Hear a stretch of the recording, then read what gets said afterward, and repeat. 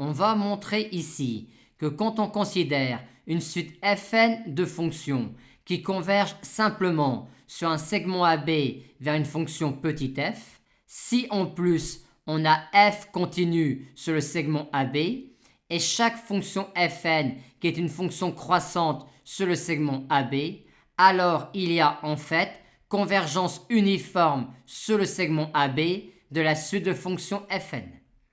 On commence par introduire classiquement la fonction écart Gn égale f moins fn. Et vu l'énoncé, on va revenir à la définition epsilonesque de la convergence uniforme d'une suite de fonctions fn sur un segment AB. Et il s'agit de montrer qu'il existe un indice n0 qui ne dépend pas du réel x du segment AB considéré, tel que, à partir de l'indice n0, la distance de f de x à fnx est inférieure ou égale à epsilon.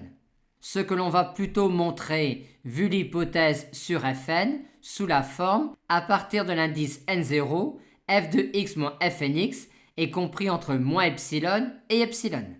Et la stratégie que l'on va adopter va être exactement celle que l'on a utilisée dans cet exercice-là, à savoir que l'on va considérer sur le segment AB un nombre fini de réels régulièrement espacés qui vont, entre guillemets, nous servir de point d'appui.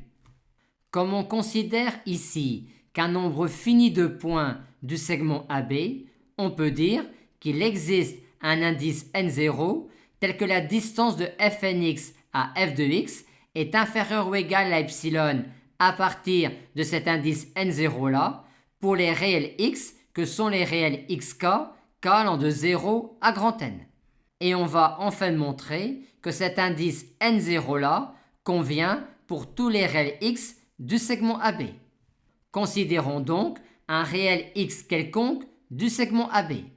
Il existe alors un indice k qui dépend de x pour lequel x appartient au segment xk plus 1.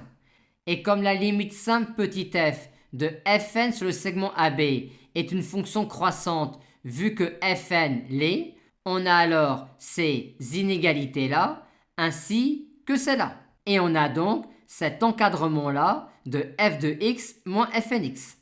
On va maintenant montrer que pour n supérieur ou égal à n0, cette quantité-là est inférieure ou égale à 2 epsilon et cette quantité-là supérieure ou égale à moins 2 epsilon. Faisons-le pour ce terme-là, le raisonnement serait similaire pour ce terme-là. Pour cela, vu notre hypothèse, on va écrire cette quantité-là sous cette forme-là. On a alors que pour n supérieur ou égal à n0, ce terme-là est inférieur ou égal à epsilon. Reste maintenant à contrôler ce terme-là.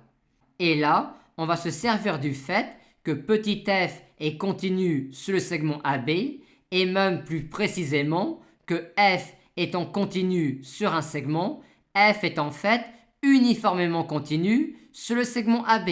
Aussi, a-t-on cela? Par conséquent, si on prend ici un indice grand N suffisamment grand tel que on est cela, on pourra alors dire que cette quantité-là est inférieure ou égale à epsilon et donc finalement que cette quantité-là est inférieure ou égale à 2 epsilon pour n supérieur ou égal à n0.